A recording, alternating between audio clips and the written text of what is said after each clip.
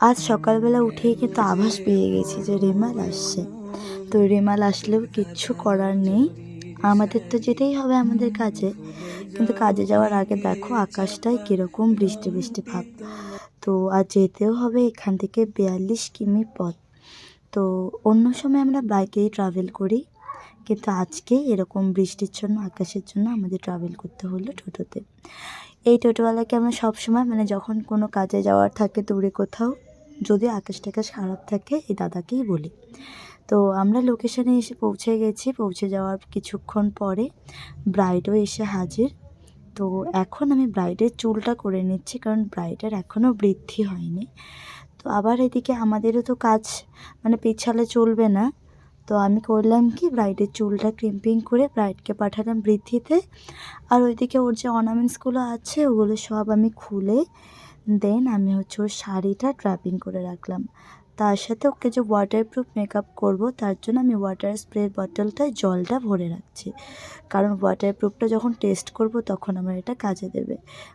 সব কাজ আমি আগেই আগিয়ে রাখছি আর কি।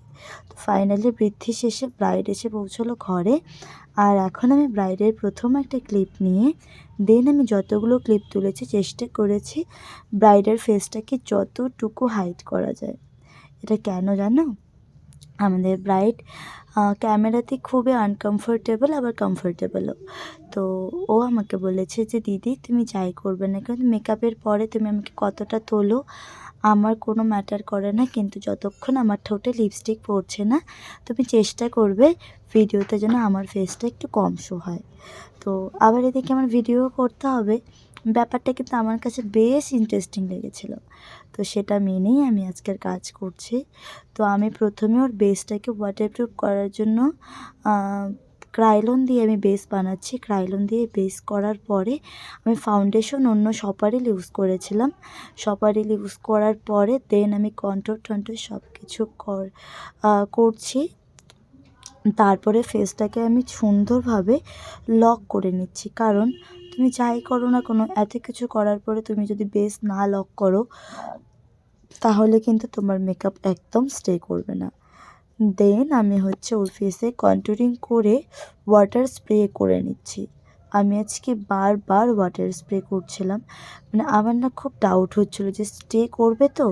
পাশাপাশি হলে কোনো ব্যাপার না, যতই হোক অত দূরে গিয়েছি তো একটু তো ভয় থেকেই থাকে। তো আমি ওয়াটারটা স্প্রে করার পরে আমি টিস্যু দিয়ে ড্রাই টিস্যুগুলো যে হয় টিস্যু দিয়ে ওয়াটারটাকে রিমুভ করে নিলাম আবার। তারপরে আমি ওর ফেসে অ্যাপ্লাই করে নিচ্ছি ব্লাশার। তো ব্লাশারটা অ্যাপ্লাই করেছি পিঙ্ক কালারের। আমার অল টাইম রিয়েল ব্রাইডদের উপরে পিঙ্ক কালারের ব্লাশারই বেশি পছন্দের। তো যখন আমি আমি সবসময় স্কিন টোন হিসেবে ব্লাশার করি। হ্যাঁ, যখন আমি দেখবো যে একটু ডাস্কে তখন আমি পিঙ্কের সঙ্গে আরেকটু ডার্ক কালার অ্যাড করে দিই। বাট ওই যে সবারই কিছু পছন্দের জিনিস আছে, আমারও পছন্দের জিনিস হলো পিঙ্ক কালারের blusher and highlighter. Pink colour highlighter use করি কেন, যাদের ফেসটা দেখবে একটু বসা বসা তাদের ফেসে তুমি পিঙ্ক কালারের হাইলাইটার ইউজ করবে, দেখবে ফেসটা অনেকটা বসা ভাবটা কমে যায়, ফেসটাকে বেশ কুলুমুলু লাগে দেখতে।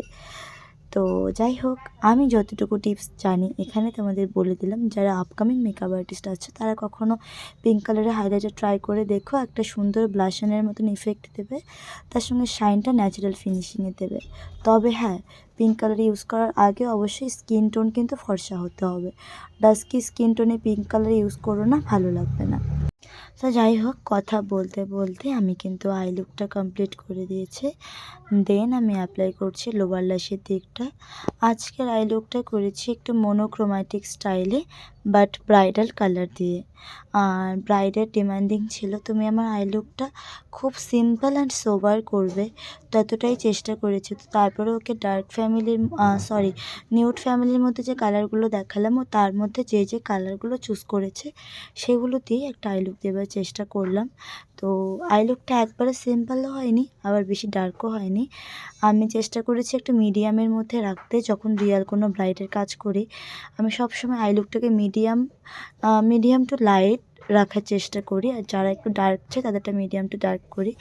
কারণ এটা করলে কী হবে, সবার চোখে বেশ ভালো লাগার মতন একটা জিনিস হয়।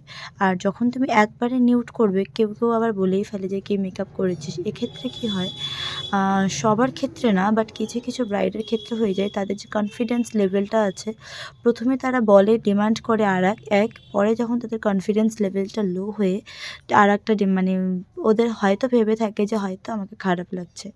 তো এই ব্যাপারে আমি অনেক কয়েকবার পড়েছি, তো তার জন্য আমি এখন মিডিয়াম করবার চেষ্টা করি। তো ওর ফুল লুক করবার পরে তোমরা তো দেখেই নিলে ফুল লুকটা কেমন লাগছিলো। দেন আমি হচ্ছে ওর মাথার মধ্যে ফুলগুলো গুজিয়ে দিচ্ছি। আর আজকে ব্রাইডের ডিমান্ড ছিল ফুল খোপা কভার করবে, তো আমি সেই অনুযায়ী কিন্তু ফুল খোপাটা কভার করে নিলাম। আর ফুল খোপা কভার করার পরে কেমন লাগছে ব্রাইডের খোপাটা কমেন্ট করো।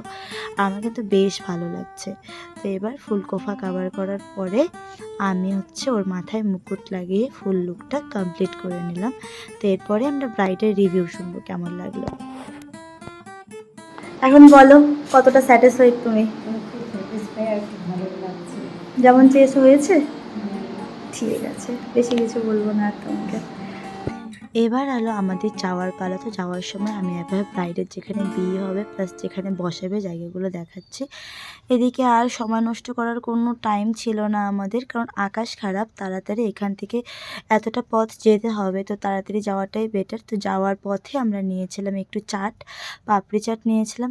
ওটা কিন্তু খেতে বেশ ভালো ছিল, 20 টাকা প্লেট ছিল, বাট 20 টাকা প্লেটের মধ্যে এতটা কোয়ান্টিটি সত্যিই আশা করা যায় না। আর লোকেশানটা ছিল নিশিগঞ্জে দাঁড়িয়ে আমরা খেতে খেতে আজকে ভিডিওটা স্টপ করব। আর যারা যারা আমার কাছে ব্রাইডাল বুকিং করতে চাও তাড়াতাড়ি চটপট করে কমেন্ট করো অথবা ইনবক্সে আসো, ওখানেই বুকিং সব করা যায়। তো যাই হোক, আজকের মতো আসি, দেখা হচ্ছে নেক্সট একটি সুন্দর ব্লগে। আর রিসেপশনটাও তো দেখতে হবে। টাটা।